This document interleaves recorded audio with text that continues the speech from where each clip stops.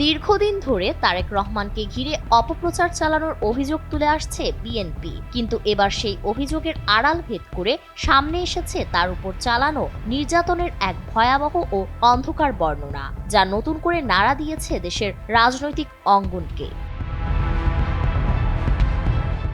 বাংলাদেশের রাজনৈতিক ইতিহাসে 2007 সালের 7ই মার্চ দিনটি আজও এক কালো অধ্যায় হিসেবে চিহ্নিত।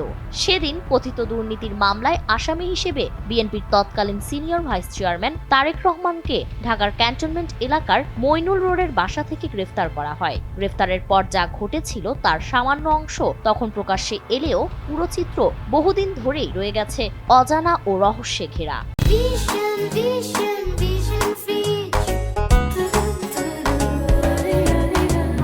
চিকিৎসা প্রতিবেদন, আদালতে দেওয়া তার বক্তব্য এবং প্রত্যক্ষ অভিযোগে ধীরে ধীরে ফুটে ওঠে শারীরিক ও মানসিক নির্যাতনের এক নির্মম বাস্তবতা। 18 বছর পর সেই ঘটনাই আবার নতুন করে আলোচনায় এসেছে সদ্য প্রকাশিত তারেক রহমান সংগ্রাম ও রাজনৈতিক যাত্রা বইয়ে। বইটি সম্পাদনা করেছেন বিএনপির মিডিয়া সেলের আহ্বায়ক ডাক্তার মহদুদ আলমগীর পাবেল ও গবেষক ডক্টর সাইমুম পারভেজ। সেখানে তুলে ধরা হয়েছে গ্রেফতারের পর একের পর এক রিমান্ড, জিজ্ঞাসাবাদের নামে অজ্ঞাত স্থানে নিয়ে যাওয়া এবং নজিরবিহীন শারীরিক নিপীড়নের অভিযোগ। বইটিতে লেখা হয়েছে 2007 সালের 28 নভেম্বর আদালতের কাঠগড়ায় দাঁড়িয়ে তারেক রহমান নিজেই বর্ণনা দেন সেই নির্যাতনের। তিনি বলেন, জিজ্ঞাসাবাদের নামে তাকে চোখ বেঁধে অজ্ঞাত স্থানে নেওয়া হতো এবং 24 ঘন্টার মধ্যে প্রায় 18 ঘন্টাই তাকে নির্যাতনের শিকার হতে হয়েছে। আদালতে তিনি স্পষ্ট করে বলেন, তিনি একজন রাজনীতিবিদ, কোনো সন্ত্রাসী নন। আদালত চিকিৎসার নির্দেশ দিলেও তা মানা হয়নি, এই অভিযোগ করেন তিনি।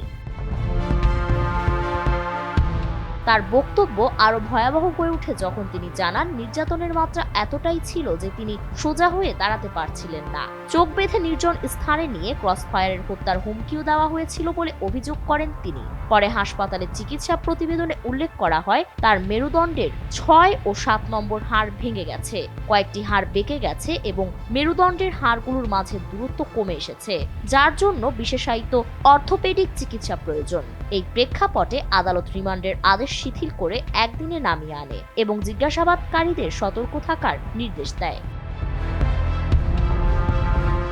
এই বিবরণ প্রকাশ্যে আসার পর দেশের বিভিন্ন অঞ্চলে ধীরে ধীরে ক্ষোভ ছড়িয়ে পড়ে। তবে 2008 সালে রাজনৈতিক পট পরিবর্তনের পর আওয়ামী লীগ পুনরায় ক্ষমতায় এলে তত্ত্বাবধায়ক সরকারের সময় বিএনপি নেতাকর্মীদের বিরুদ্ধে করা মামলাগুলো বহাল থাকে, অথচ একই সময়ে আওয়ামী লীগের নেতাকর্মীদের বহু মামলা প্রত্যাহার করা হয়, এমন অভিযোগও উঠে আসে। এখান থেকেই বিএনপির দাবি, তারেক রহমানের বিরুদ্ধে একের পর এক রাজনৈতিক উদ্দেশ্য প্রণোদিত মামলা ও পরিকল্পিত অপপ্রচার চালানো হচ্ছে। ফারিন রহমান প্রীতি, এনপিবি।